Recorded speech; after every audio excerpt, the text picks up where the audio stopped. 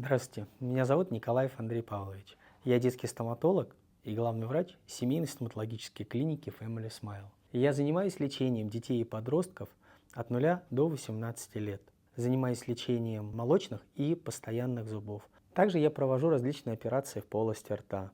Удаление зубов, различные зубосохраняющие операции, пластики уздечек языка и верхней губы, а также открытие коронковой части ретинированных зубов. То есть это когда зубки не могут прорезаться, и мы совместно с ортодонтом помогаем этим зубам прорезаться в полость рта. Я, как и все мои коллеги в этой клинике, в первую очередь стараемся оказывать медицинскую помощь максимально атравматично, с психологической точки зрения, для наших маленьких пациентов. То есть что это значит? Мы стараемся лечить без слез и обид. Когда наша клиника возникла, изначально она специализировалась на лечении детей, у которых уже есть негативный опыт, на лечении пациентов с сформированными стоматофобиями. Жду вас и ваших детей у себя на приеме.